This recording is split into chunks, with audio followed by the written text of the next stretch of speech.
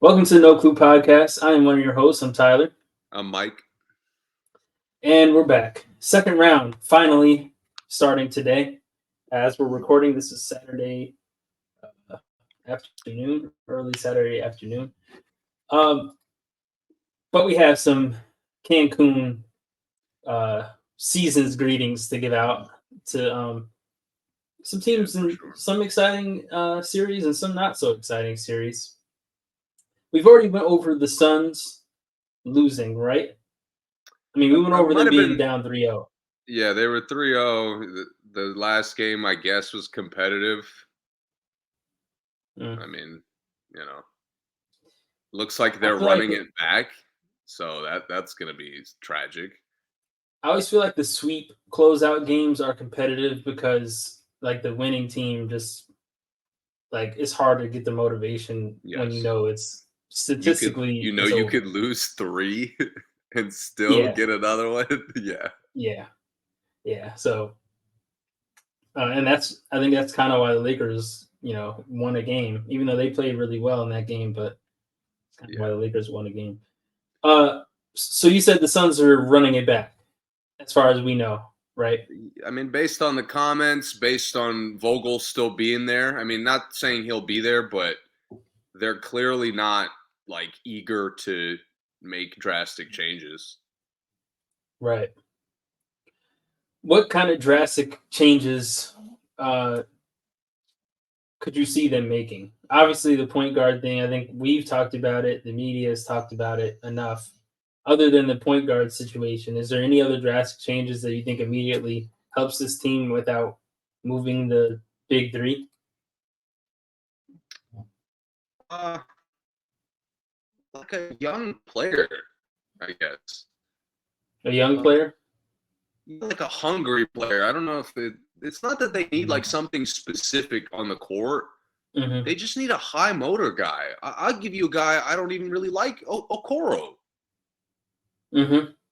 Like a guy who just works hard. He's like if he fouls hard. He won't back down to anybody. He'll take any assignment. You know what I mean? Yeah, yeah, Like they just need high character guys in there because they're lacking on that. yeah. I agree. I think that's a good point. I think they thought that they would get that out of Royce O'Neal, maybe.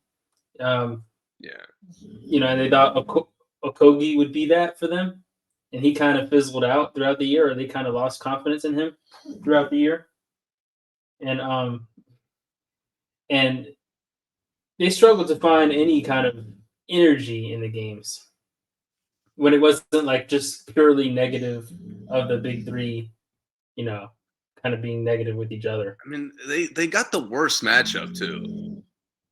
Yeah, they did. Like They the absolutely did. Wolves match up with them top to bottom. Yeah, and they're probably the most hungry team in the West. They all, Ant Man is one of the Exactly. most hungry stars in the league, and then Gobert is, this year he's played fantastic. McDaniel's has been hungry all year. Hungry defenders. They're a hungry defensive team, number one defense in the league. So Yeah. yeah, bad matchup There for them is too. like there is a level of credit to give the Wolves for how complete they looked in this series.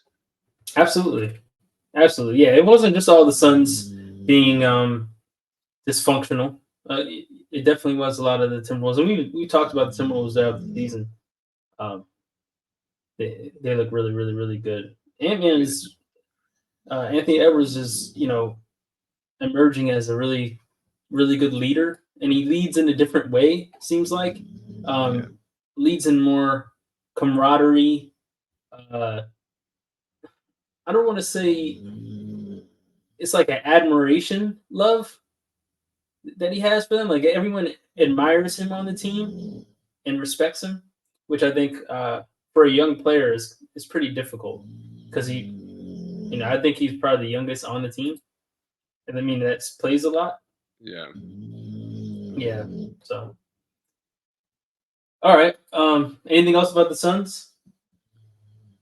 Um I mean I do think they'll be a little bit better if they get lucky health wise.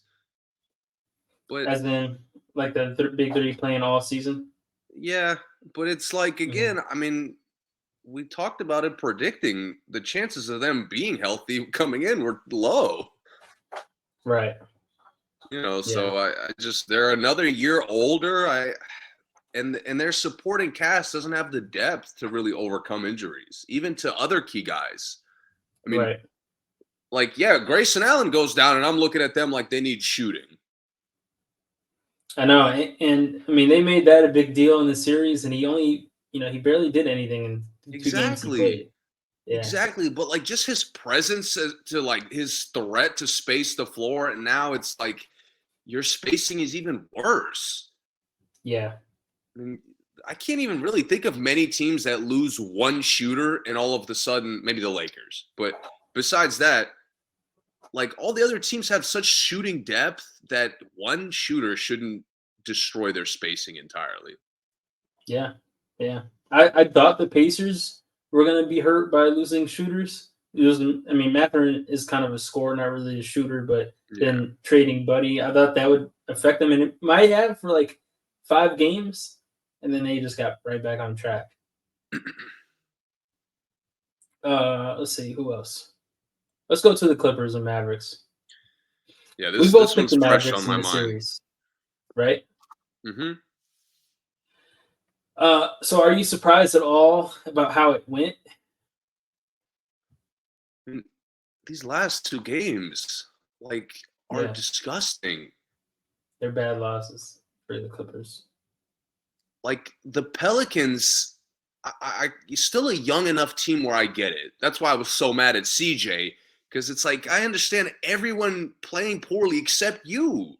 Like Hmm. you've played well in the playoffs. Been to the Western Conference Finals. I mean, bro, the Clippers. These last two games, I can't even explain what the game plan was.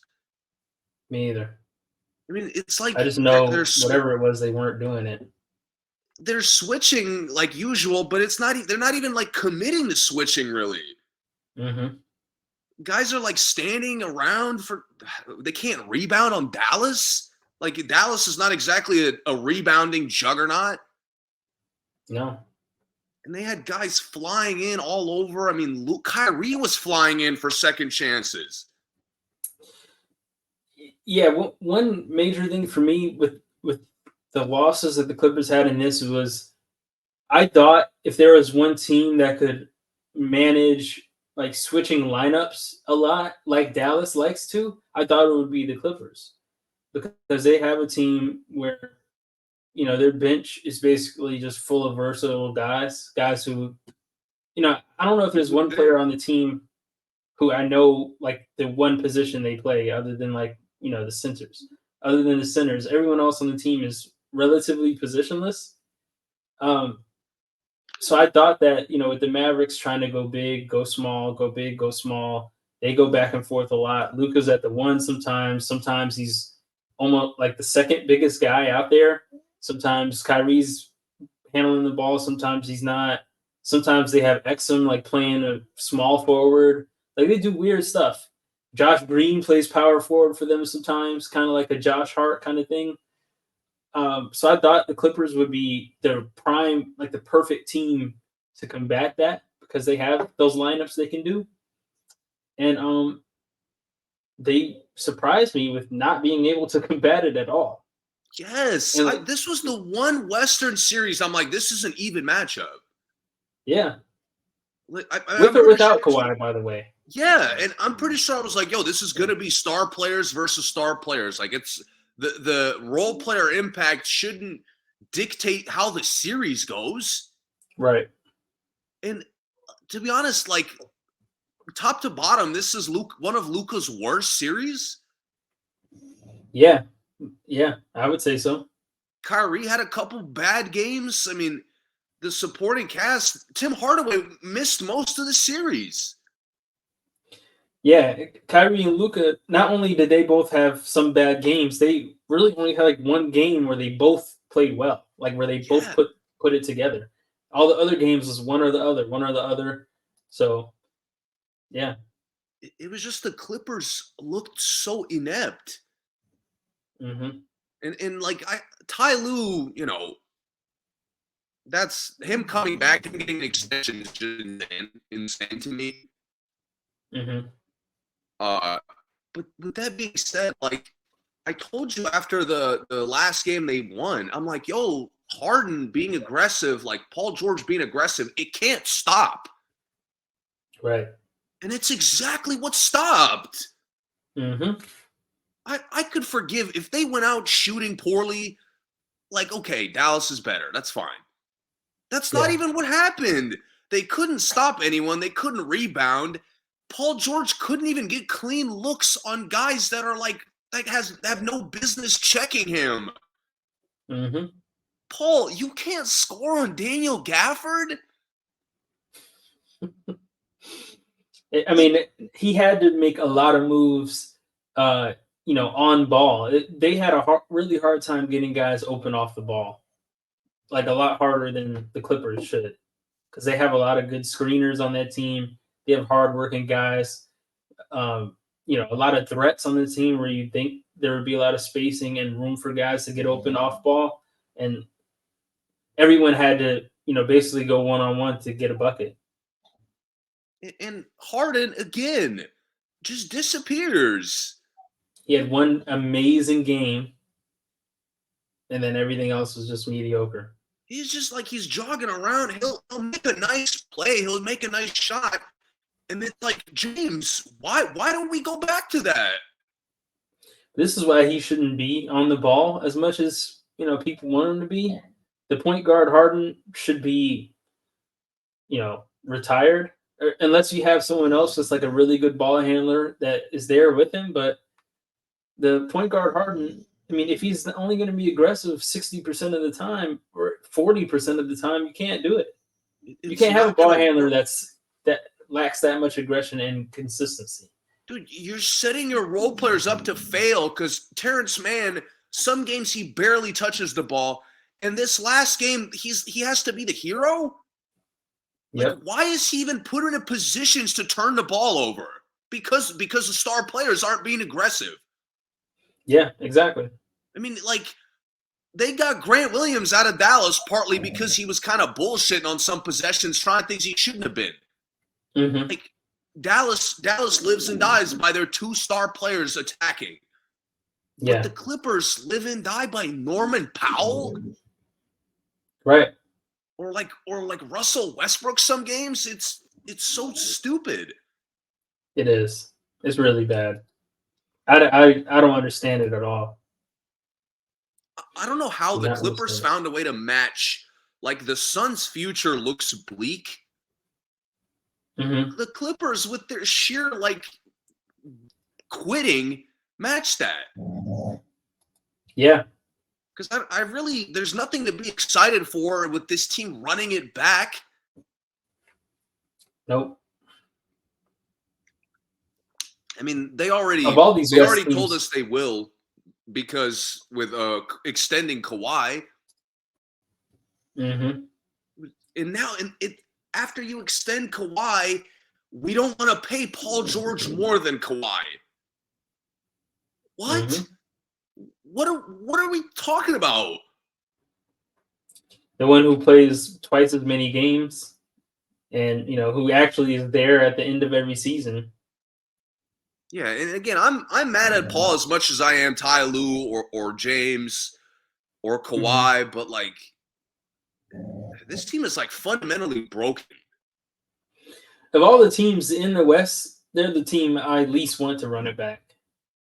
In the West playoffs, at least. Maybe in all the playoffs. Again, I think the Suns are more interesting if they're healthy next year. Yeah, I agree. Yeah. The Clippers, we've seen it. We've seen enough.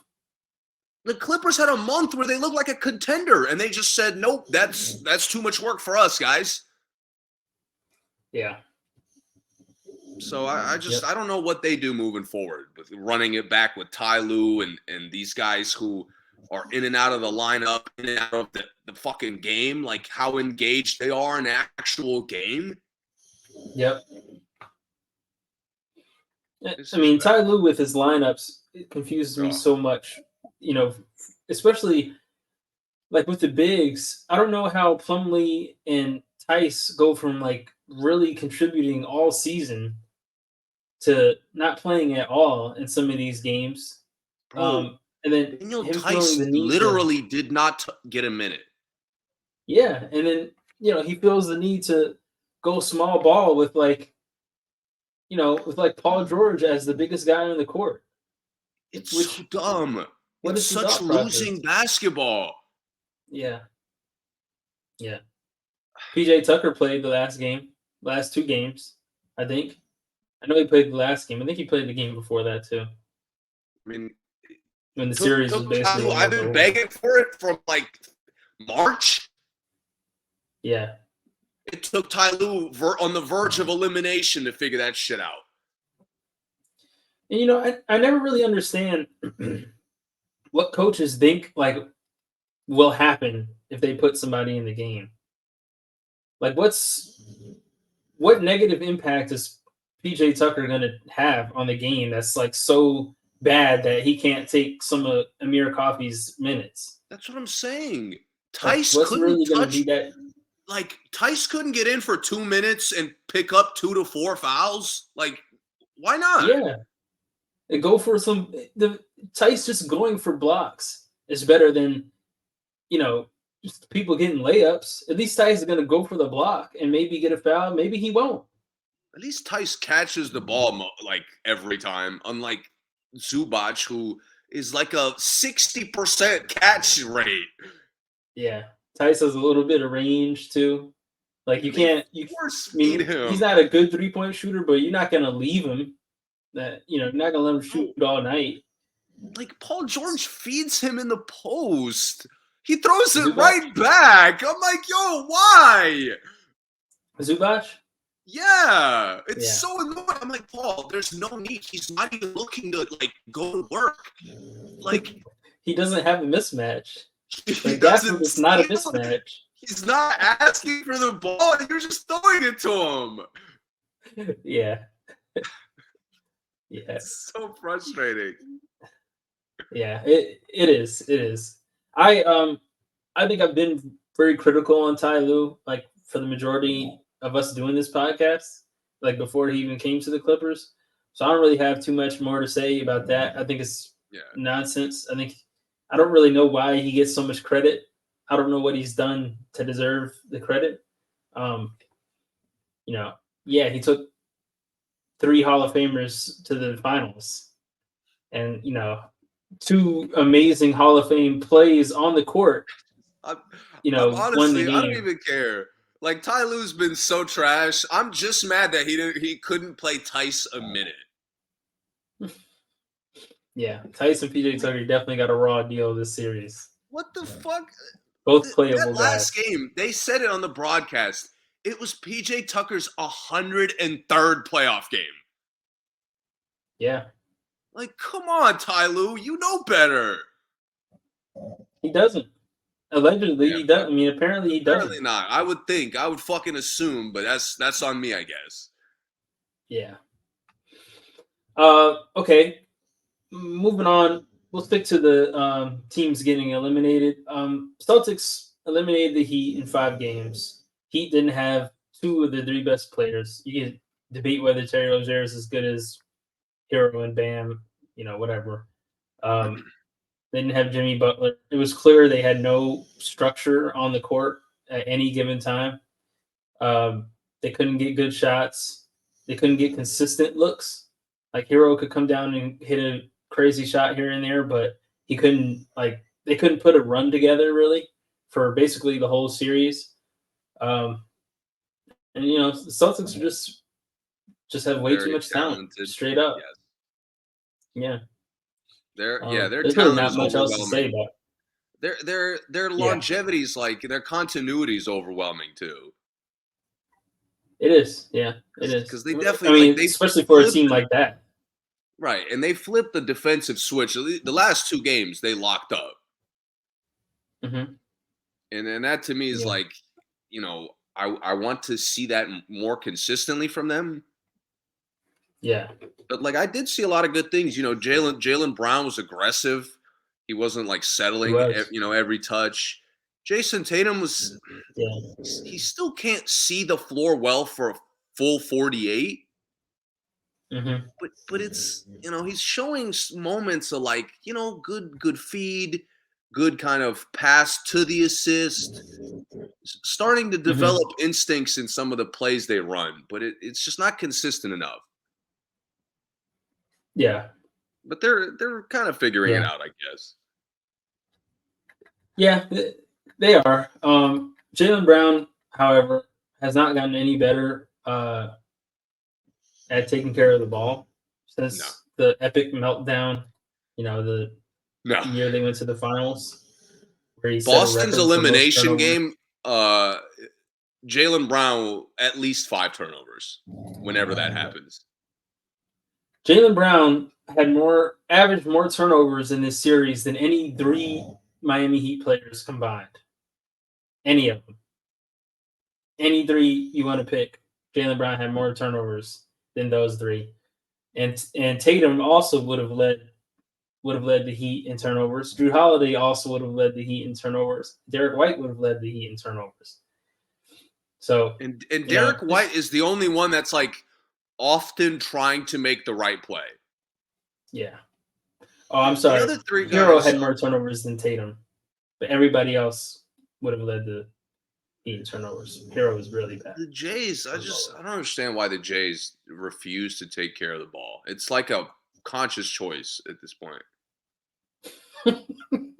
Conscious choice to make sure the other team gets a couple easy ones. Like I've never seen guys attack into help. Like guys, can we the help is there to stop you? Why? Yeah, I don't know. And a lot of players make this mistake in like moments. Maxey did it, in the series we're about to talk about. I mean, I could list pretty much a player on every team that's done this. The Norman Powell's another one. Like the help is there, and you try to swing through it. Mm-hmm. Like the James Harden kind of started that, but now now you're not getting that call in the playoffs, especially if you're not clear. Like guys are clearly just reaching. Yeah, if you're initiating the contact, they're really not calling it now. Exactly, and guys are still Tatum just can't help himself. No, you can't. And he's mad at the no call every time. I'm like, Tatum, it's a trend now. Yep. So there's just certain things about them that are so stubborn, I feel like. Yeah, I completely agree.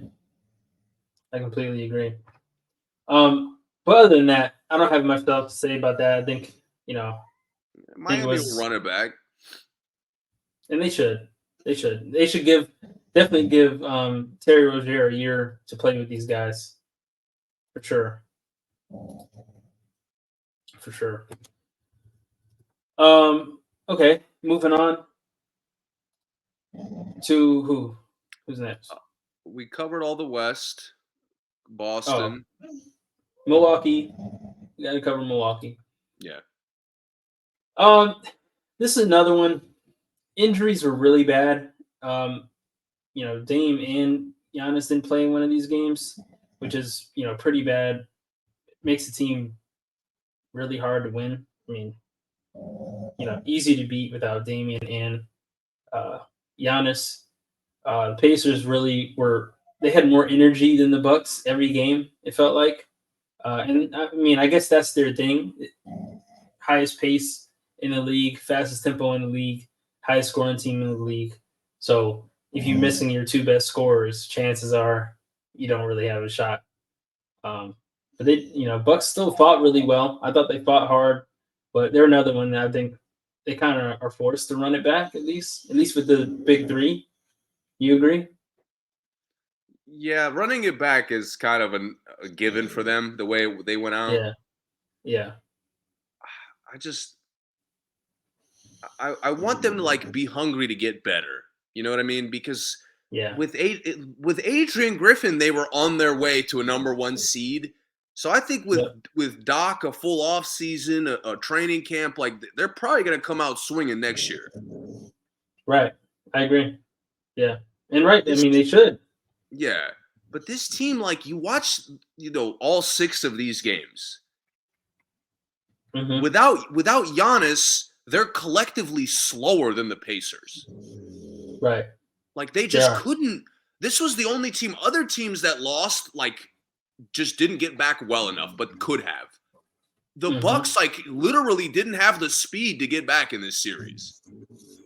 Yeah. Like, Siakam way too many times leaked out.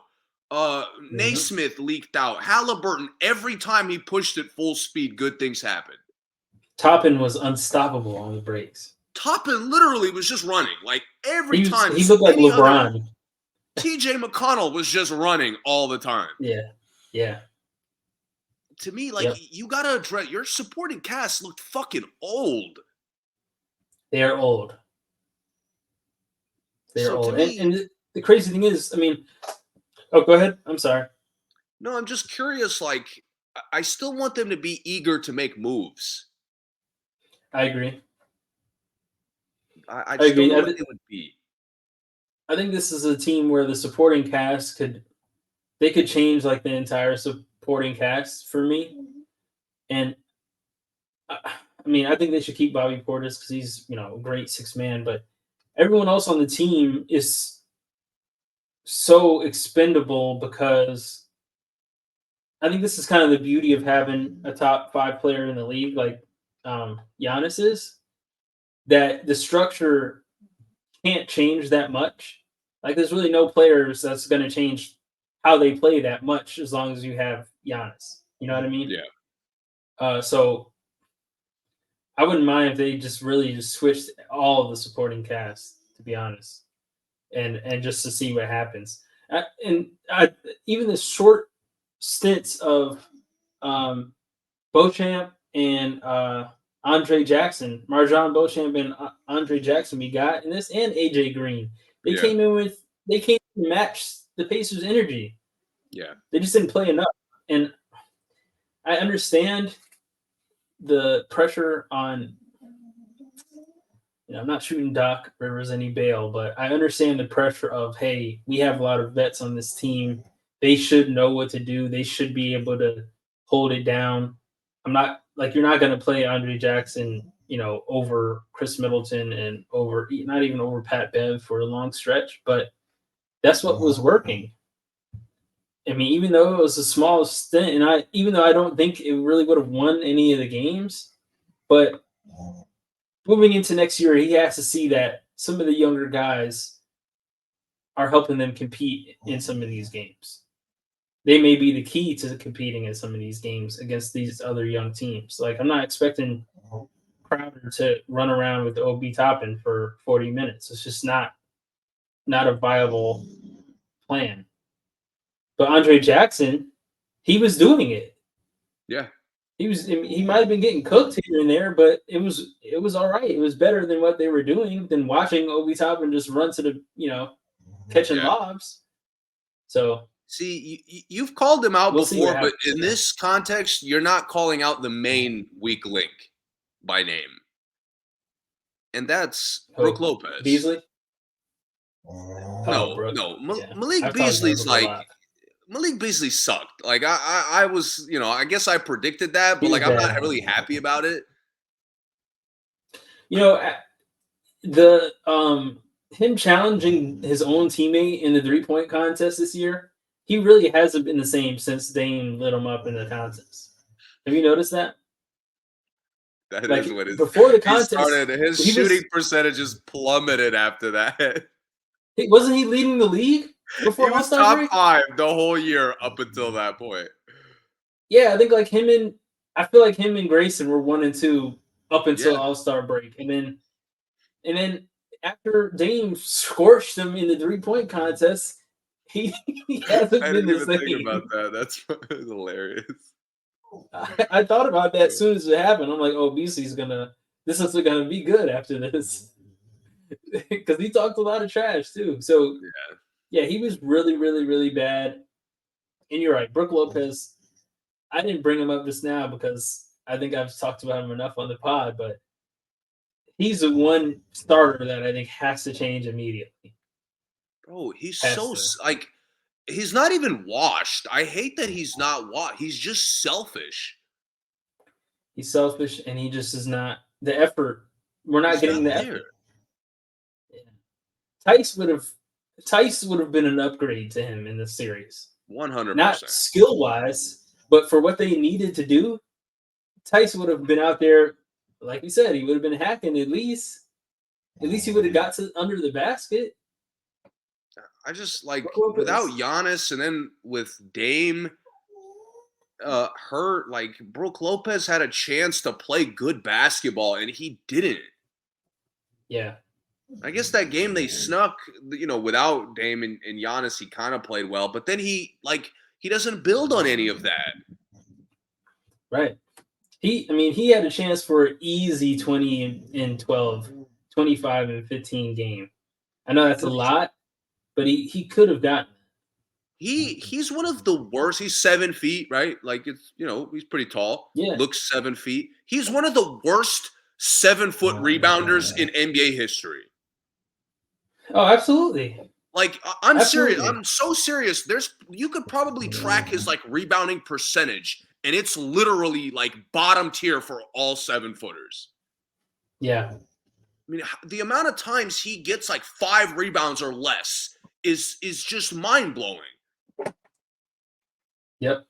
I agree. It's really bad. I mean, it's bad enough that he's he like the has only so much must trade. talent. He's a really good roll, like a screen and roll guy. He has he has touch in the post. He can take advantage of mismatches. He can space the floor. Doesn't mean you got to shoot 9 of them. I know. His shot distribution, God, is so disgusting. It's approaching Vucevic levels. It is. Absolutely is. It's worse to me because I don't know why he takes like logo threes. Like he takes crazy range calls shots for the ball from Dame on the perimeter. Like, have you lost your mind? Yeah. Yeah. It's bad. It's bad. He's the one I really hope they do move on from. And I get he's a legacy guy. He's valuable though. Like you could trade him for 2 lesser players that could fit better. Right. Yeah. Would you trade him for Vucevic? Is that an upgrade to you?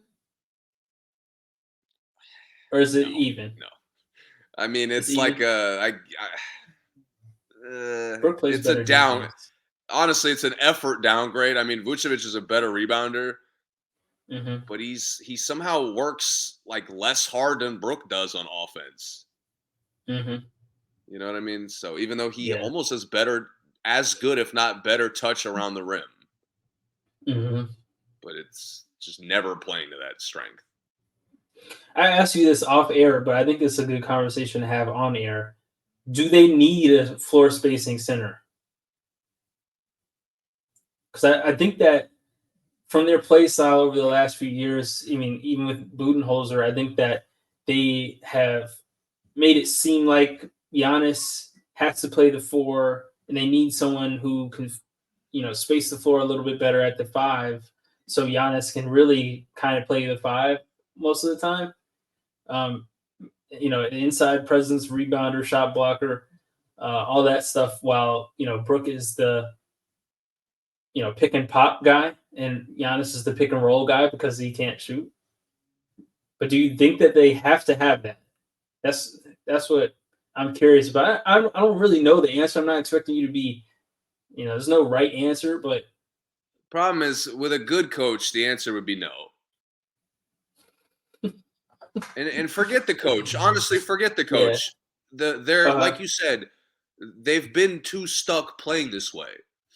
Yeah. Specifically Giannis, like to me, because he hasn't developed a post game, he's not really efficient in isolation. Like it's just I don't trust that adjustment of making Giannis like a more what's the word? I guess it's more of like a versatile offensive player. I don't trust that adjustment. Wait, you're saying you don't trust it if they had a big man that didn't space the floor? Yeah. Okay. Yeah. And now I can't really visualize Dame getting as many layups Mhm. and as many like drives specifically to the rim. So I just feel like Well, they don't really have a lot of nuance beyond drive and kick, yeah, and like they didn't really like play to that well in this series. That's what bothered me. that they didn't drive and kick well. Yeah, like I No, they understand didn't. it. It's not like the Pacers were locking up. Really, only Naismith locked up at any point. Yeah, well, I think one thing the Pacers did well was they kind of just let Turner and Toppin kind of handle everything in the paint. Like when it came to defense, Hmm. they just was like, all right, if he's gonna drive, at least make him drive on, like, at least somebody be there, and then everyone else just kind of stayed home. It felt like they didn't really collapse that much because they didn't really have to without Giannis. Yeah, That's the tough thing because Giannis makes them collapse because you need two people to stop him. But everyone else, they just like, all right, we just play D. If you get blown by, somebody help, but everybody else just stay home because they didn't really have to send two to anybody else. Like you don't need to send two for yeah. Dame's drive. He's 6 I 2. really like the Pacers showed like a game plan maturity that I didn't really expect from them. Yeah, me too. Yeah. Where they pressured all the guards, picked up Middleton full court most of the series. That showed in the last Hmm. game. Uh, Hmm. Picked up Dame full court most of the series. Like that showed as the series went on, Yep.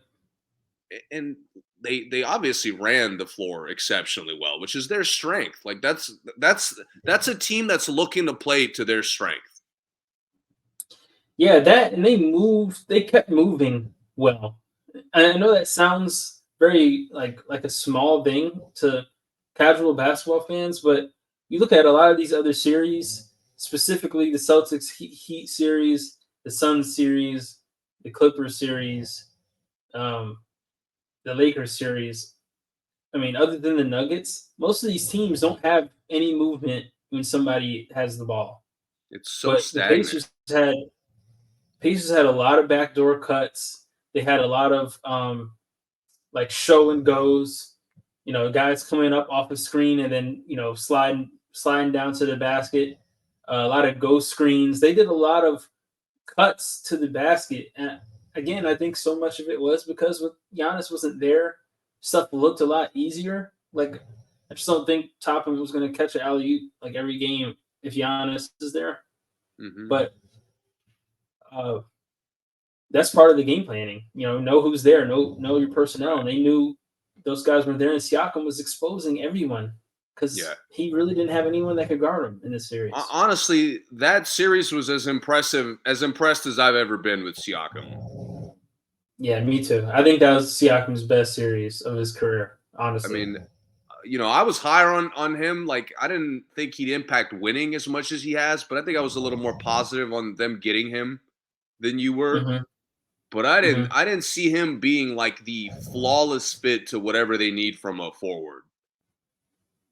See, I mean, I think maybe I wasn't, but maybe I wasn't on the pod. But I really was positive about them getting him.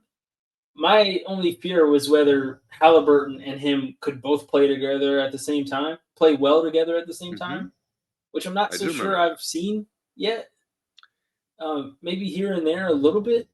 Halliburton Uh, Halliburton had a weird series. Like, I can't really pinpoint. I guess he was good, but like I can't really give him great or bad at any point. yeah, I mean the game winner he had was great, but beyond yeah. that, like there was a lot of That game he moments was when good.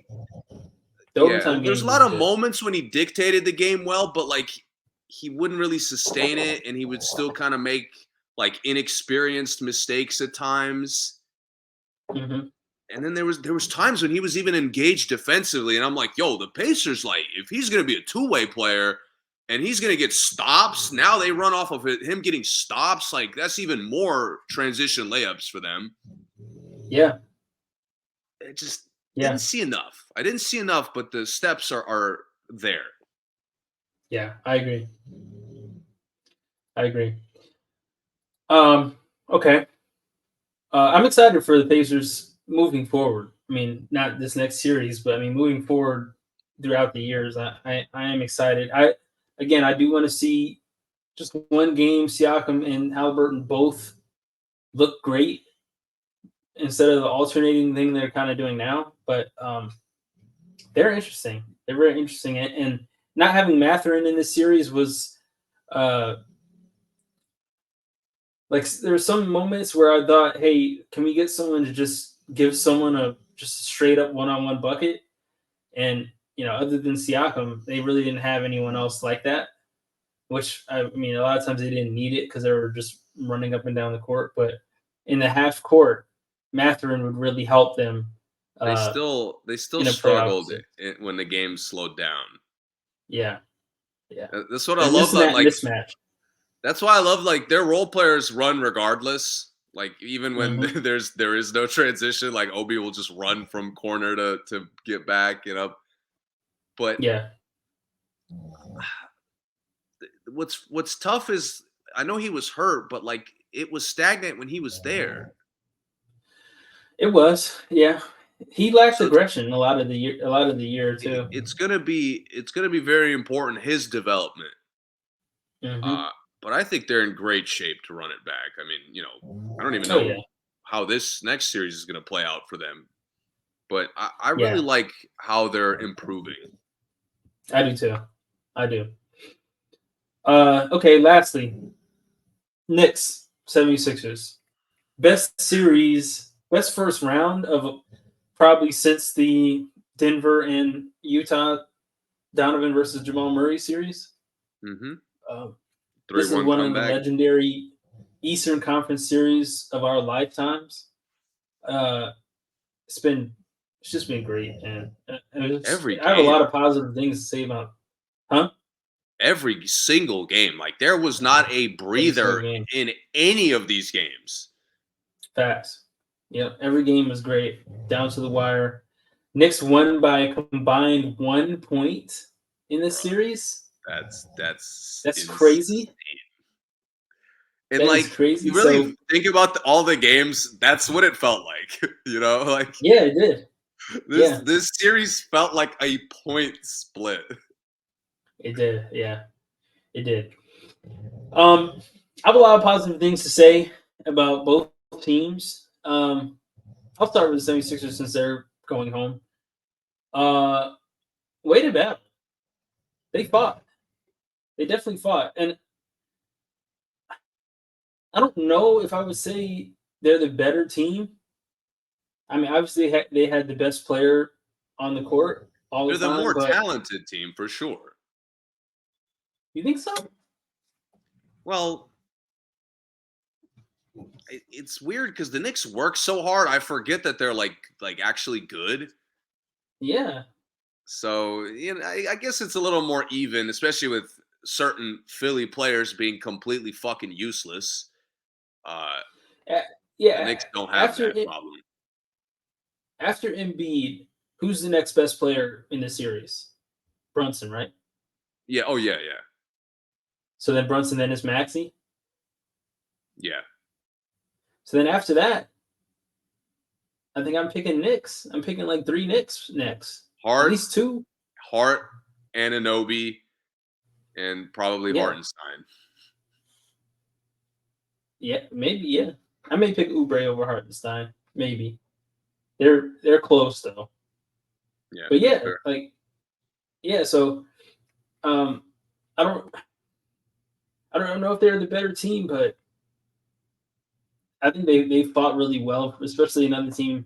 I don't know if Embiid was 100%. I never really know anymore. It wasn't. He was hurt, Um, like really hurt. yeah, and then the Bell's palsy is crazy to have to I don't play know with. how he was playing through that, to be honest. Yeah, for people who don't know, that's like when half of your face doesn't work. Yeah. And his Like I eyesight know, was messed up. yeah, it's hard to open your eyes. It's hard to Dude, keep your eyes open. I've like I lost a contact one time and I couldn't like play. Like I was struggling to fucking dribble, dude. Yeah, so imagine if one of your It, eyelids stops working. yeah, dude. Man. you're so right about this. Everything I hated about the Clippers last two games is like Yeah, the flip side with the Sixers. Like every time they struggled, they battled. yeah, They battled together all the time too. Like it wasn't just Embiid being great. It was such a team effort. Them getting back in the games was such a team effort all the time. hmm The way they embraced the crowd the last couple games, like they fed off the energy, like they matched the Knicks' intensity, which I don't know how many teams could do that. To be honest, yeah, yeah, and I mean, and people. I'm not saying us, but people who think that like the 76ers should have been better in this series, they're the low seed. The Knicks are the number 2 seed in the hmm East. Let's not forget, like they earned it without their best player, second best player, however you want to look at it. So 76ers were good. They were good in this series. The Knicks were just yes, a little bit better. just a little bit better. It, 1 point better. and I thought Hart and Ananobi that we mentioned were the next third and fourth best players, Yeah, but their impact possession to possession was like astronomical.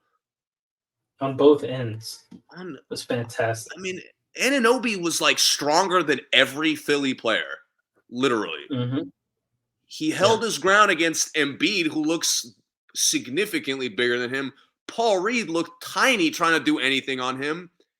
Hmm. I couldn't even fathom the Knicks going small with Ananobi at the 5 and still locking up exactly like they were. And Yes. that's exactly what they did because I clearly underestimated how strong Ananobi was. Super strong. Yeah. And Hart, and Josh Hart, I mean, the level of rebounding from him is just ridiculous. Yes. Anytime I wasn't sure who was going to get the rebound, he got it. Every single Multiple one. 15 or more rebound games in the same series from like a wing spot. It's crazy. The way he crashes, man, it's like you have to take like a charge to box him out essentially. Basically, yeah.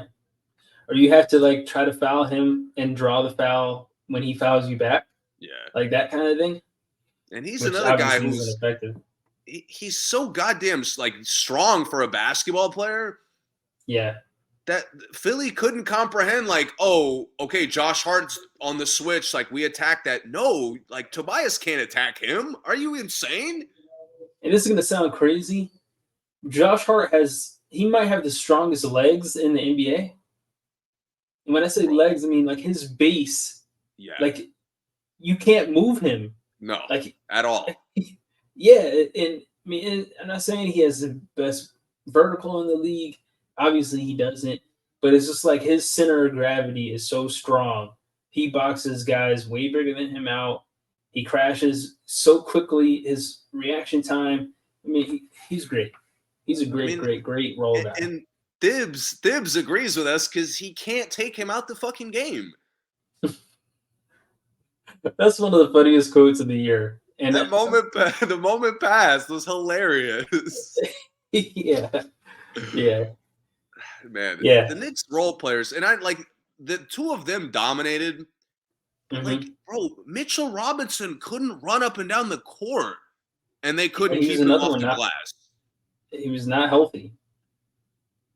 bro. And And still he's worked. such a like he's like a rebound magnet. It's not like Hart where it's like incredible how he's getting to all these rebounds. Yeah. Robinson somehow like has a sixth sense for misses.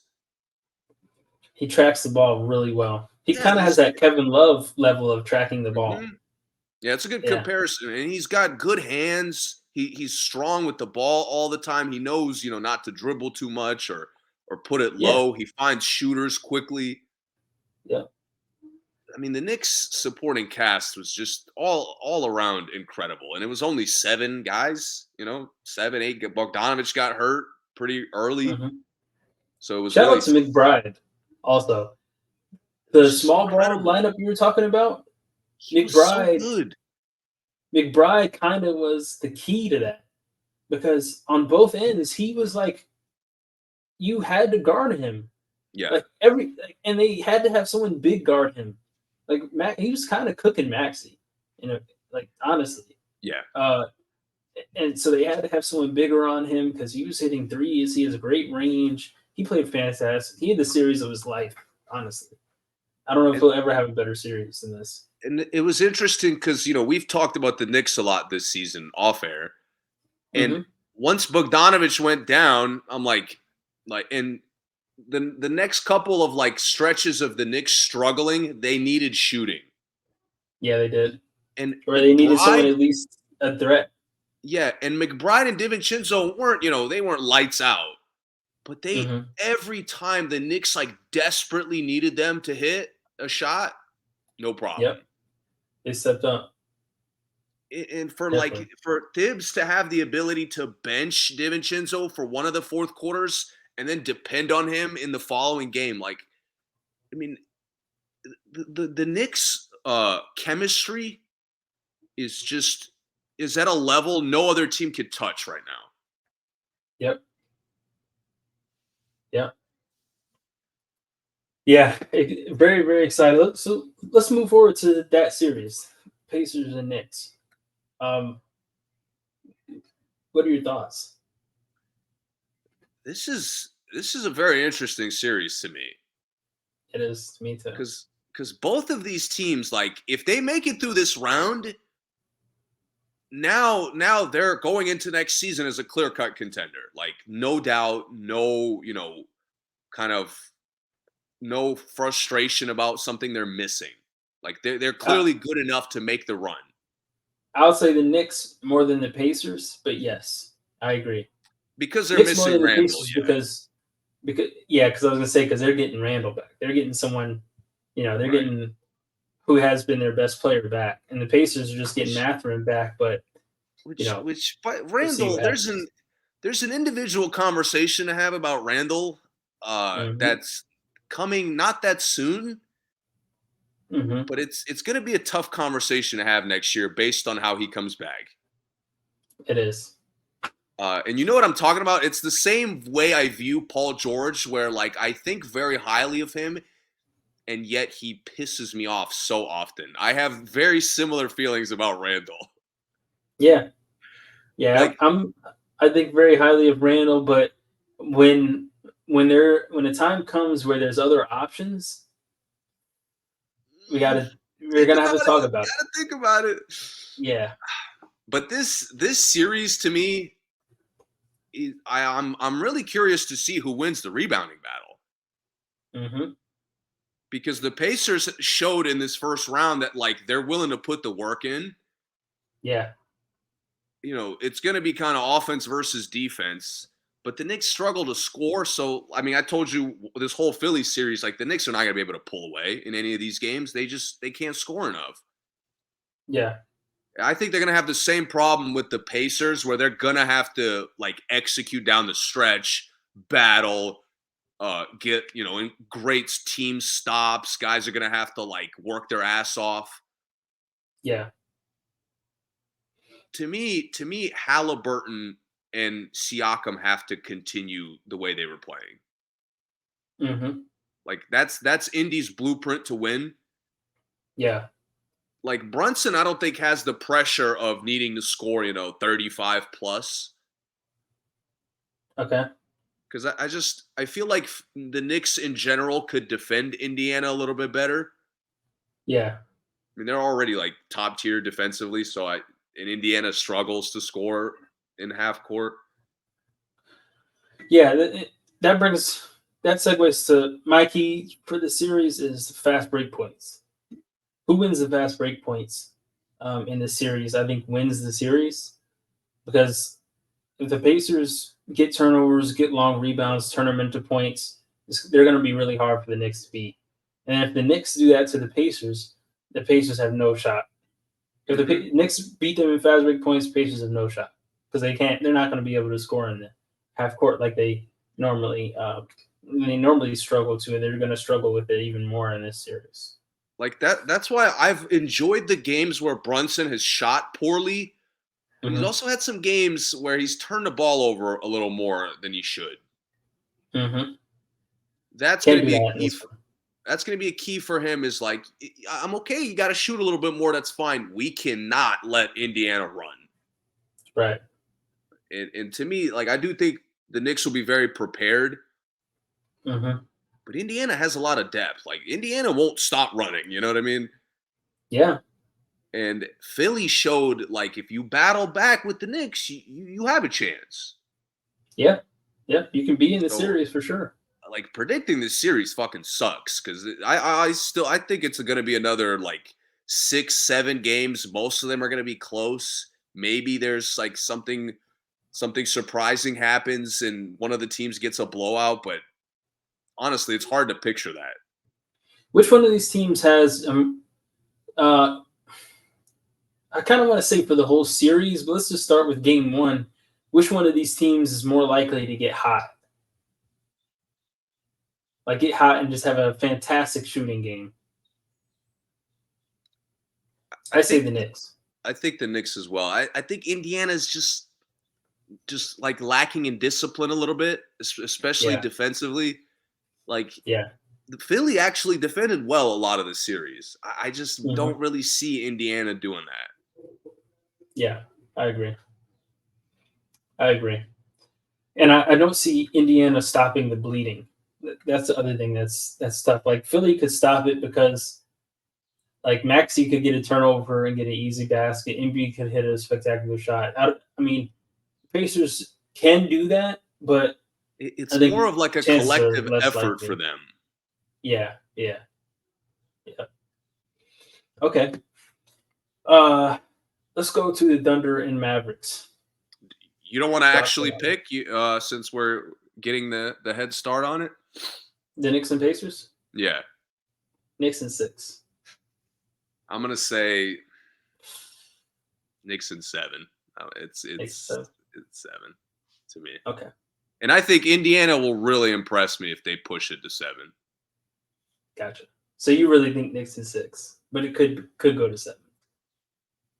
Yeah, pretty much. Yeah. I got you.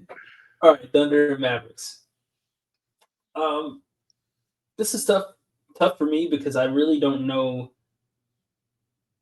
Like the Pelicans were not a good like preview of the Yes, Thunder for me. I've Yeah, been saying that since I think that series ended. I think the Mavericks could come out here and like punch them in the mouth the first 2 games, like Yes. really wreck them the first 2 games, Well, I especially the can't. first game. First game, yeah, but OKC is home court, so I doubt they'll And lose the first 2 home games. you know how close Oklahoma is to Dallas? Very. Very. And a lot of the Oklahoma. I mean, Oklahoma City's been in Oklahoma City for a while, but before that, people in Oklahoma were Mavericks fans. Yeah. So It's gonna be. I mean, the Knicks and Philly had some of this too, and it wasn't. yeah, It's not as close as Oklahoma and Dallas. right. And the thing is, both those teams are old. OKC is not very old, so a lot of the people over 30 in that arena might were probably Mavericks fans 10 years ago. You know what I mean? Like, Yeah. just saying. I'm not saying that's a fact, but it's very possible that the home court in OKC may not be as much in their favor as they hope. OKC is such a tough team to. I mean, I've said this multiple times. I think Uh huh. they play the drive and kick game so well. They do. Like there's a level of self-awareness, there's a level of okay, it's time for the best players to have the ball most of the time. Hmm. And there's never like Isaiah will take bad shots, but Yeah. he won't touch the ball too many times. You know what I mean? Yeah. Yeah. I gotcha. Yeah. Where like this happens with the Bucks sometimes where like a role player will just have the ball a lot and it's like why? Yeah. And he doesn't. If he has the ball, he doesn't have it for long. That's the other thing Yes. that's good. Yeah. If he And has all it, their he's role shooting it. players, every catch, they're either shooting the ball, attacking the rim, or passing it. Like it's very basic. Um, there's no BS to it. Hmm. and it makes it makes them very self-aware. So I do think they have a good chance to win this series. The Thunder. Yeah. Yeah. Yeah. The thing for me, and it's kind of hard to analyze Dallas because the Clippers played so fucking soft. Mm-hmm. But I got to see if Dallas rebounding well is going to translate into the next round. Just Dallas has the size advantage in this series, right? I Exactly. mean, Chet is Gigantic bigger. size advantage to me. Chet's the tallest on either team, but after that, Dallas probably has the next four Dallas taller got guys. depth at size. Like, Right. Chet's prone to getting foul trouble. He's not that strong yet. Dallas got like Yeah. 4 guys that could go, battle with him strength-wise. Yeah.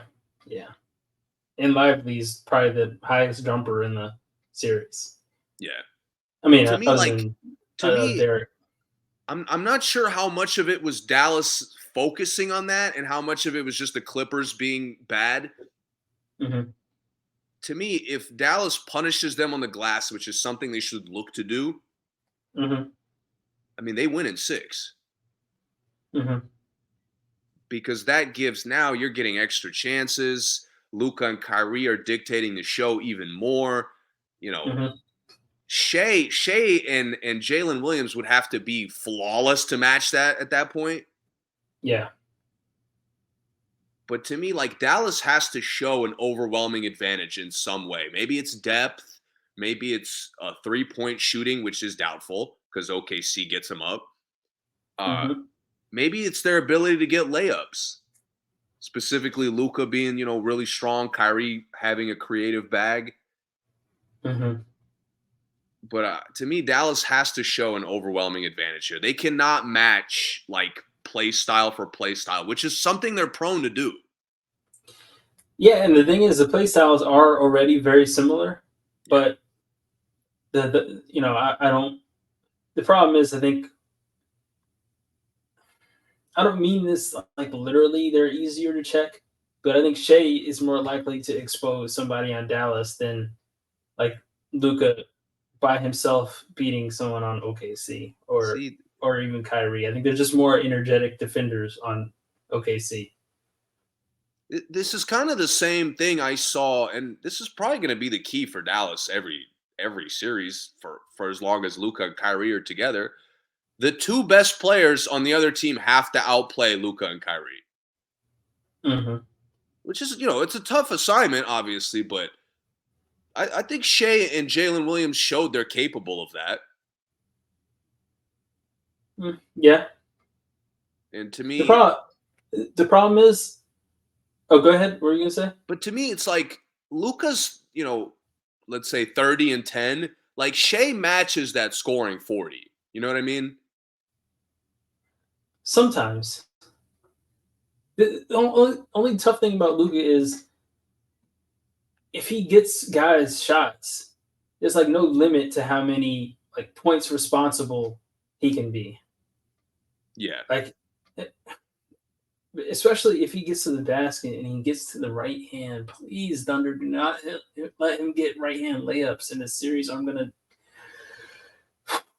They will. Anyway, They're too small. They're too small.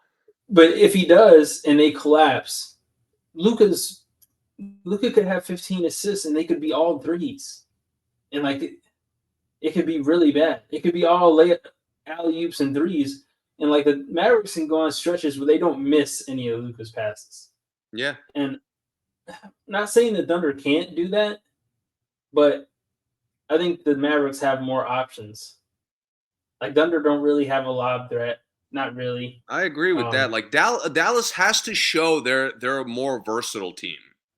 Yeah, that's going to be the key because I do think the play style is very similar. I think Kyrie is the X factor because he's someone who really doesn't have a lid on like his points. Like I wouldn't be surprised if Kyrie got 60 in one of these games. I wouldn't be shocked because I know he can. But they just have more threats coming off of Luka than the Thunder have threats coming off of SGA for me. But I do get what you're saying though, because SGA might score more, but and he kind of keeps that like mismatch hunt offense going. He does, yeah. And But then Luka just doesn't care. Jalen Williams, I don't know if you actually agree with this. I think Jalen Williams plays off Shea better than Kyrie plays off Luka. Oh, I agree with that for sure. Yeah. And I think maybe in this, it's actually going to be Kyrie and Jalen kind of going toe to toe a little bit more on who has more of an impact. Hmm. Uh, but I really can't imagine either of these teams handling the other team in 4 to 5 games. The weird thing is, Jalen is by far the you know beta to SGA's alpha. But when Kyrie has it going, Luka is the beta. Yeah, Like that's Luka is, that's the trick for Dallas, where again their versatility comes into play. yeah. If Kyrie is hot, Luka plays off of Kyrie. Kyrie very rarely plays well off of Luka, like you said. But Luka does play well off Kyrie if Kyrie's having a good game. We saw that in these last two Clippers games. And even though Luka didn't play great, he did what he had to do off ball that he still contributed very well into winning these games. So I do think both of these duos are slowly getting better, and this is kind of going to really show us which duo is ready to make the final step. who you got? I'm going to go out on a limb and take OKC in 7. Okay. I think that this series may be like the Knicks 76ers series where they're really close, but I don't think it's going to be a lot of games. It's going to be much more of a shootout. Yeah, but I don't think it's going to be a lot of games. Like, oh yeah, it'll be a shootout, but I think the games will come down to the wire every game. But I actually think it might be like in 5 games. You think Dallas in 5, or are you picking Dallas either in in 5. 5? Dallas Dallas in in 5. 5. Wow. Yeah. Wow, But I think it'll be a really tight 5. Like I think it'll be probably more like the Nuggets and Lakers series. Like I think yeah, we might have 2 I or see what 3 you game mean. winners. Yeah, but I think it might be, I just keep if it comes. waiting. Oh, go I feel ahead. like you've doubted OKC all year, and I keep wanting to doubt them, and they keep showing me impressive things that I could buy into. Am I doubting them or do I have more faith in them? I think it's more faith in the Mavericks, but again, I trust the OKC self-awareness. Yeah, I think that's cool. I'm cool with that. I have nothing to come at Like that if with. they lose those 5 close games, or 4 out of the 5, it's Yeah, gonna be SGA and probably Jalen Williams making certain mistakes down the stretch. yeah, And that to me, that's enough for me. Like OKC's already had a much better year than most of us anticipated. yeah. I'm with that. I agree. I think that's probably what it would come down to. That's kind of what I'm not really what I'm envisioning. I think it's just a lot of good guys in Dallas. I think they have a Yeah. lot of chances to get really on fire. Dallas's runs, I like Dallas's runs better than I like OKC's runs. See, Um, I think I completely agree with that. yeah, so Like I Dallas on think their runs looks really tough to beat. yeah, it looks like oh my god, we're about to lose by 30. Like it's that kind of OKC, thing. I see exactly what you're saying. OKC looks like, oh, we can figure this out. Like Yeah, this isn't insurmountable. right, right. And that's why I think it'll be Nuggets and Lakers is a good comparison for Yeah. me because I do think there'd be get some games Thunder are up 15 and like Dallas watch I'm third so quarter, here we come. disappointed. I'm Hmm? so disappointed in the Pelicans. It just hurts that they couldn't even challenge OKC. Like we have no first round analysis of OKC whatsoever. I know that they play And they good were supposed halves. to be the young, inexperienced team that was the favorite to go out early. I know. And they were embarrassing a team. They were wearing clown shit coming to games and embarrassing a team. And the Pelicans were supposed to be the young team everybody should be afraid of.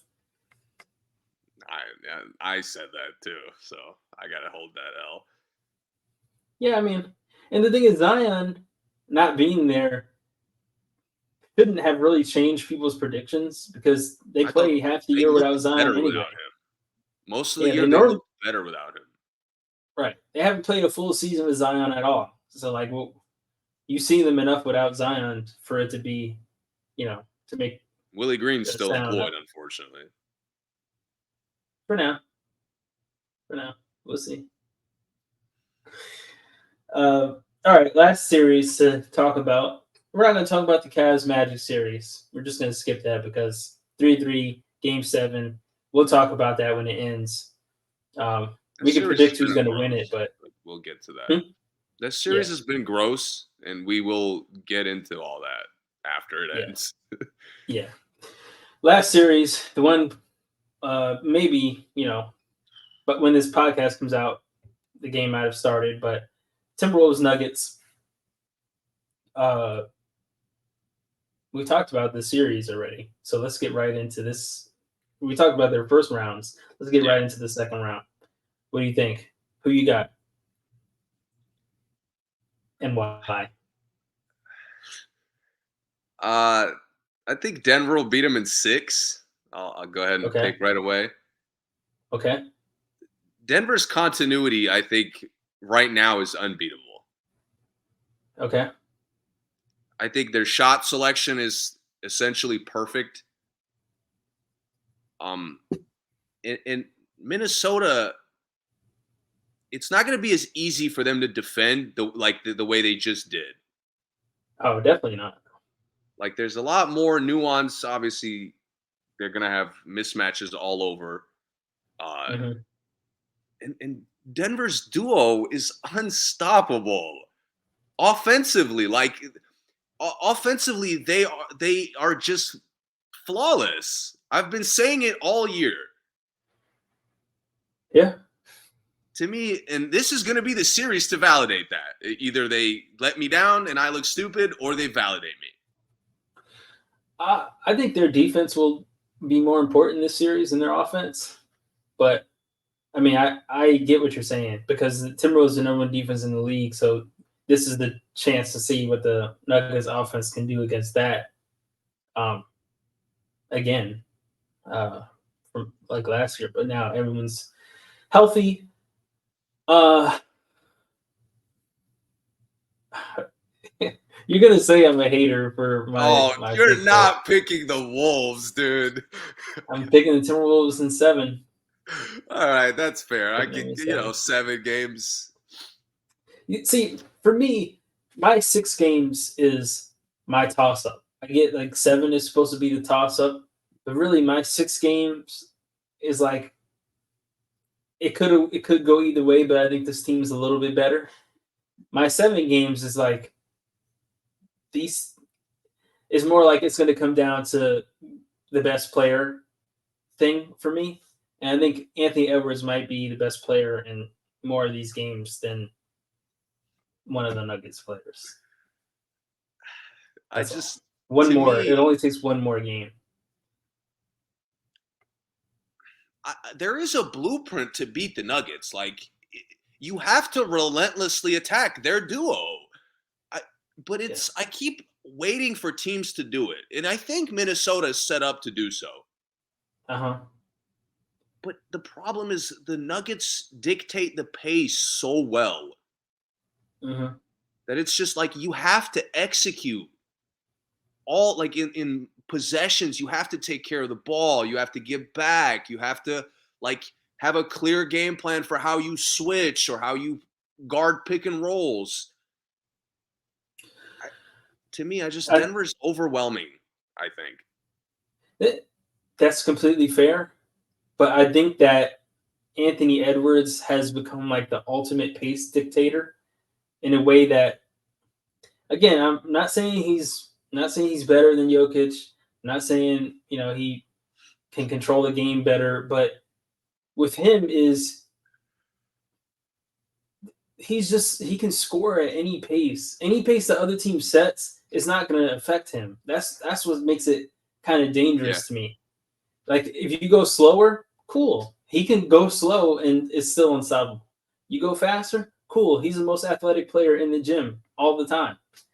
And there's nothing you can do to stop him. Or if you guys are going to try to like do more on offense, the defense is good enough. He's big enough. It's just it just seems like there's no pace that he can't play at. And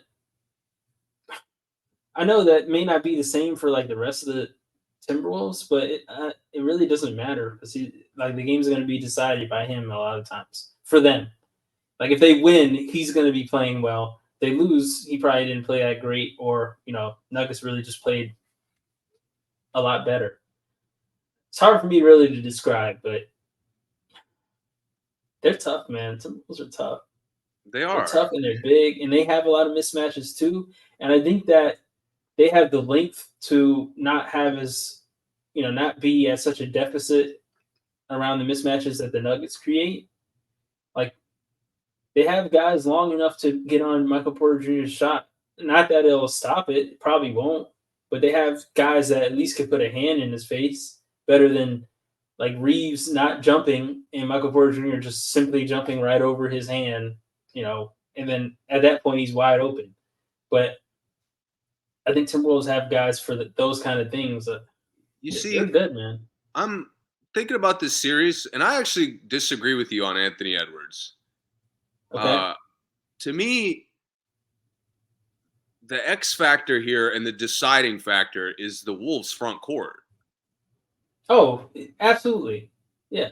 No, Um, I agree with that. because to I me, agree like with that. this is their ultimate test. Especially Towns. Towns, like he has to be locked Especially. in every game. Who would you put on Jokic? Towns or Gobert? And why? God, that's tough.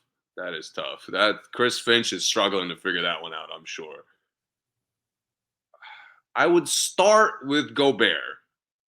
Okay. Down the stretch, oh God, I'm scared to even say it. Down the stretch, I would do Towns, Mm-hmm. because the problem with like if you're guarding Jokic poorly, it's not even Jokic that's what's killing you. It's Aaron Gordon's like one, easy shots, right? It's him getting this endless easy shots. Yeah. And that to me, like I gotta have Gobert to kind of contain that. Mm-hmm. But like Towns, I'm counting on him to stay out of foul trouble, which Mm-hmm. basketball gods should strike me down for that with the way I he's played. I completely agree. And I agree with you also that if Timberwolves are going to win this series, those guys have to They have to contribute every match night Jokic's positively. production. Uh, yeah, Like somewhat. just their impact because they're more so role players. Them playing Yeah, really well. Now Jokic has got to work on the other end, not just to guard. He's got to work harder to rebound. yeah. And they're just like again, them playing on both ends can match him very Towns well. has to average 20 points a game in this series, or they have no shot. To me, no shot. Towns has to be aggressive Oh, it's on stressing me whoever. out putting my faith in Whoever. him. Yeah, and when I said I think Edwards is going to determine the game, is that I say that because I think Edwards can play like better than like Edwards could average 28, and there's a game where he needs to get 40. He could just get 40. I don't feel that way about anybody else on the Timberwolves, so I don't really put it on any of their shoulders. You know what I'm saying? Mm-hmm. Like if Towns is playing whack, Edwards could just play better and still win the game. Um, but I do think those guys have to be consistent. Gobert and Towns have to be consistent for it to be competitive for 7 games. But yeah, it's tough. What did I To say? me, Timberwolves in 7? yeah. I'll stick to that. What's so tough about both of these teams is like this is another situation where you would think they have the personnel to guard Jamal Murray. Hmm. But I don't know if anyone. He's unguardable. That's the thing. Like, Jamal Murray has an element of, like, contested shots don't matter to me. Yeah. And again, the Nuggets will work hard just for him to go to work. Like, that's what I love about them. They'll, whoever got it going or whoever's got the better matchup, they'll just like force it, and the playmaking will center around that. How we're like spacing will center around that. Yeah, that's good basketball. Right. And the continuity to me is what's going to be the kind of the edge in the series. Yeah. Like, there's just a level of trust the Nuggets are in a close game down the stretch. Like, you know that what they're going to go to, you know what the Nuggets are going to get, and it's going to be a good chance for them to win. It is. With Minnesota, we're gambling. Like, trusting them to close games is a gamble right now. Yeah. I guess so. Yeah. That's why I want to pick, like, to me, if the Wolves don't beat them, the Nuggets are winning another championship. You think the Timberwolves are the only team that could beat them? They're the only team that could defend them well, for sure. Maybe another team has like some situation where they can outscore them, which, again, another thing hard to imagine. But the Wolves, to me, are the only team that could like really guard them, if that's possible. Yeah. Well, we shall see tonight. Very excited for this. I'm you very said excited. Nuggets in 6? Yeah. Okay. I'm very excited for this first game, how they match up, because, like, I'm thinking they got to put Aaron Gordon on Anthony Edwards, right? Aaron Gordon? Yeah. No. KCP, probably. Gotta be KCP. I don't know. I think I'm putting Jokic on Towns. KCP and Nickeil Alexander-Walker is going to be a fun matchup. I mean, I know he comes off the bench, but them chasing each other around is going to be fun to watch. But no, you said who? Jokic on Towns? I would put Jokic on Towns. I'd see what the Porter Jr. and Gobert is like a weird matchup. I'd try that this first game. Just me, though. Porter Jr. foul out that game. I think he'd foul out Gobert. Gobert also wouldn't be protecting the rim, so I don't know if that's such a like winnable matchup for the Wolves. No, but I mean, you're talking about Porter Jr. playing defense on Gobert, right? Yeah. Yeah, I mean, yeah, if anyone who drives is getting an easy layup, Porter Jr.'s not helping defense. We'll see. So how are you matching up this first game if you're Denver? I'm going straight up. I'm going KCP on Edwards, Gobert on Aaron Gordon, and Towns on Jokic. And then, the other guys.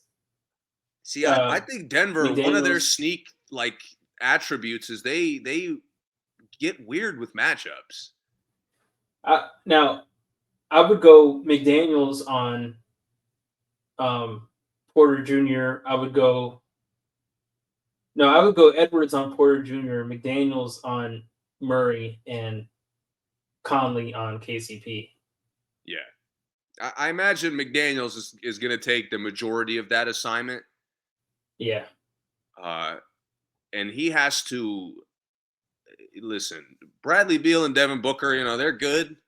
Jamal Murray is better, like, at scoring the ball. I'm gonna be honest. Yeah, he is. And if better, I mean, I'm sure a ton of people would disagree with me on better. He's more like explosive scoring the ball. Yeah, it's two different kind of scores. Right. I mean, Booker gets baskets off the dribble, but he's not really a off the dribble scorer. Yeah. Murray is strictly off the dribble scorer. Like, you're not worrying about him catching and shooting. That's not really the danger of guarding him. So it's a different kind of thing. It's like, guarding Rip Hamilton versus guarding Kobe. Yeah. No, I'm not saying Booker is Rip Hamilton, obviously. I'm saying just the moving without the ball is really what you're worried about versus I got you. Murray. He has the ball all the time in some possessions. That's the thing to me. Like, in my view, Denver will, maybe not this first game, but Denver will have to match up weird at some point. Yeah, they will. They will. And to me, like that's going to be the Wolves' moment to like take advantage of that. Gordon is too slow.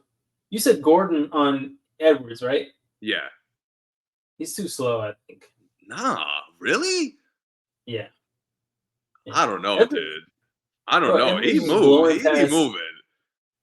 Edwards makes one quick move, he's at the basket, and there's nothing Gordon. Like Gordon will just turn around, Edwards is already done. Okay. The Nuggets, again, I keep expecting the Nuggets to be cooked, and teams just can't. I am probably a bigger fan of Aaron Gordon than most people because I've always liked him. I'm not just Denver Aaron Gordon. I liked Aaron Gordon when he came into the league. I Yeah. don't know if you remember that long ago how much I liked him then. I just think he's too. I don't know. He has a lateral quickness for Anthony Edwards, man. That's fair. I was watching the times Edwards was blowing past the Phoenix guys. I just couldn't believe like the dunk he had on KD in the last game. Listen, He blew past no Beal. disrespect, Aaron Gordon. Okay, there's a No, level of no. Hold on, athleticism listen. that he has.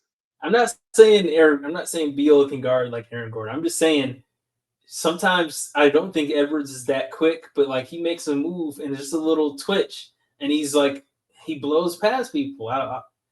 But to me, it's more dangerous to let his strength kind of stand out. Like if he's attacking and the guy you have on him is there, but he goes through him, like that's something he could continue to do. To me, it's like if we coordinate the defense, we could rotate to kind of help Aaron Gordon as far as just laterally. Well, I'm not. This is this is obviously hypothetical. I'm not saying they're going to be able to guard Anthony Edwards well, but if I know. Yeah, I know. The matchup to me has to be at least in like crucial situations, in like clutch time moments, maybe. Yeah. Aaron Gordon has to be the guy, in my opinion. I'll say this, to agree with you, I will say if they're worried about a switch, that's the switch I would want. Yeah, like I definitely wouldn't want Jokic on him, but if we were gonna switch, I would want Gordon to be the guy that switches onto him. That makes sense. And I just don't want him guard him the whole time. He has to put pressure on Denver to like struggle to find a matchup for him. Yeah, he does. That's one thing I think teams make a mistake. Like they don't really do the same. Like Denver hunts mismatches relentlessly. Other teams don't do the same thing to them. I know. I don't really get it. I don't know why the Lakers didn't do it. Right. And the few times they did, AD was like dominating every match. They matched them. Like they were figuring out the blueprint. They just couldn't execute it. And no one else was a threat. That was the problem. Yeah. That's not going to be the case in Minnesota because all those guys are threats. Everybody that comes into the game is looking to get buckets. I'm excited, man. I think these games are going to be weird. I think both of these teams are going to obliterate each other at least once. I could believe it. But I think the close games are going to be like incredible. I think the real question is who is going to guard Naz Reid when he comes in the game. Oh, nobody. That's a mismatch. He's 6th man for a reason. Like he's there's nobody in the bench. There's no bench big that has like his combination of skill. No, there really is. He's a 7 foot, maybe Bam. Like maybe Bam, and he's obviously a starter. Like yeah, he doesn't have like skill and ability. He's so Naz's handles. His little hezzy inside out cross. Like no one can do anything with it. Yeah, can't. It's like it's almost as good as Durant's hezzy cross. That's why to me, like you attack Jokic every play. If Towns and Naz Reid have to attack that matchup every single time. Yeah, they do. They do. Especially if they get it with some like in a good position. If they get a short corner, you have to go at him every time. Oh, just go. Like use the pivots. Yeah. I mean, or at least take the shot. I just can't understand why teams can't light up Denver. Like, what am I missing? I'm with you. Too many Laker games. That's what it is. Yeah, that's one thing. The other thing is, I think Towns. If Jokic guards Towns, this is my last point. If Jokic guards Towns or Nas Reed, they have to spread the floor and keep Jokic off the glass and see if they can get offensive rebounds. Like, as when I say keep Jokic off the glass, I'm not saying like Jokic gets a lot of rebounds, but a lot of times Jokic gets a lot of rebounds because he is out there for 40 minutes. Yeah. You know, like he gets 15 rebounds and you think, oh, he dominated the glass, but like he played 41 minutes, like, and he's always under the basket. So, but they have to spread the floor enough and everyone else has to crash to kind of disrupt the Jokic takeoff from the rebound game that the Denver has. I think that's going to be big. And I think they can do that. I think they're one of the teams that can do that. It's completely different players, but like the element is the same of like a one-man fast break with Russ and OKC back in the day when Durant left, where it's when obviously Billy Donovan let him get every rebound. Complete it's speed. Here it's like playmaking, but it's the same kind of problem. It's so much harder to match up if you're letting them immediately come down and initiate something.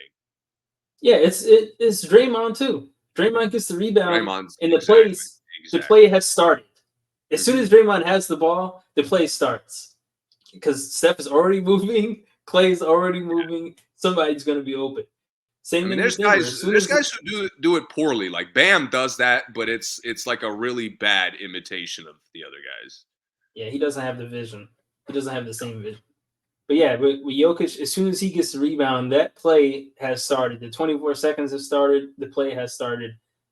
Gordon and KCP and MPJ are already doing some kind of action from the rebound, even if it's on a fast breaks. That is something I think the Timberwolves really have to work to disrupt, and you disrupt that by spreading the floor, spreading Jokic away from the basket, making him guard your threes, and letting anyone else get the rebound, or you guys try to get offensive rebounds.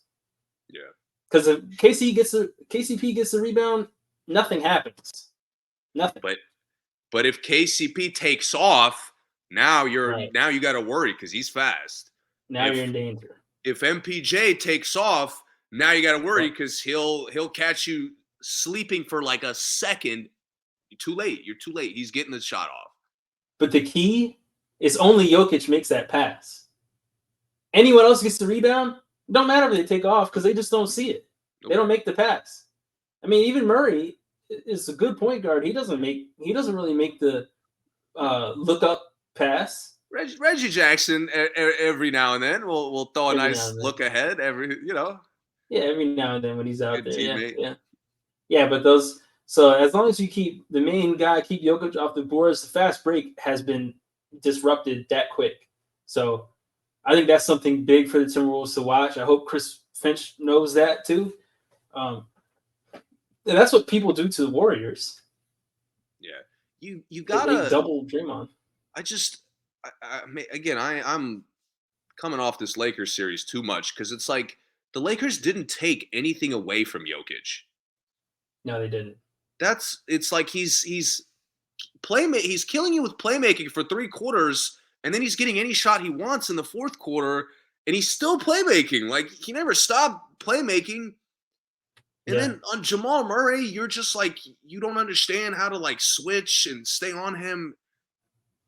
The Wolves have to take something away from Jokic because if they don't, he has free reign to like essentially dictate every starter to play well. Yeah, and with Jamal Murray, for me, I'm not a defensive coach, but for me, you have to. My key to guarding Jamal Murray is you have to keep him on one side, make him pick a side. You can't give him free reign of the court because he's gonna just go where he wants. Just say, hey, as a team, you guys would say we're keeping Jamal on the left side of the court all game, and just keep him on the left side of the court so at least you know where he is. And you know how to defend everybody else. But if you let Jamal do that thing where he dribbles to the right, come back, to the left. He, does a little spin move, comes back, get a screen, and he does all that all around the court. It's going to be hard to defend because you never know where you're supposed to be helping, who he's going to be looking at when he drives. It makes it really tough. I think the few teams that have kept Jamal on one side or the other, he just has to hit a spectacular shot, which he might. But you'd rather that than an easy bucket. I'd rather Jamal get highlights on me than have free reign of just destroying my guys anywhere he wants to go. Like, it's when he drives and hits something spectacular, okay. But when he sees the floor in order to get a left-hand layup and nobody's there, we have to coordinate the defense better than that. Exactly. And the Wolves are one of the few teams that really should be able to do that. Yep. Is game one a must win for either team?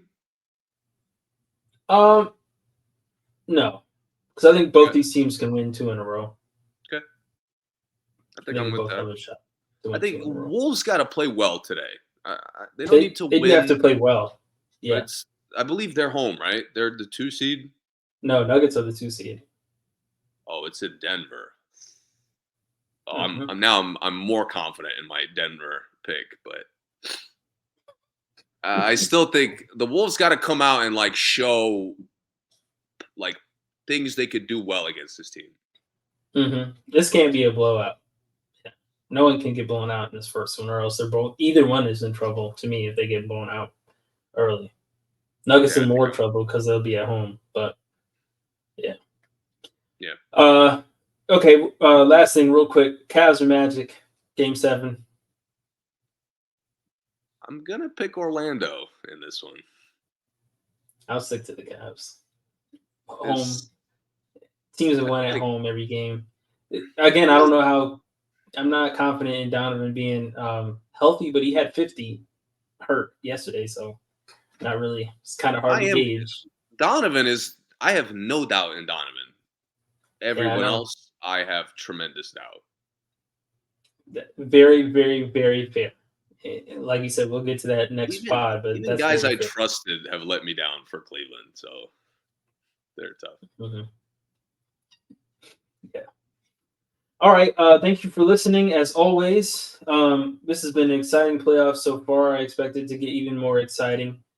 We will talk to you guys in about a week. Later.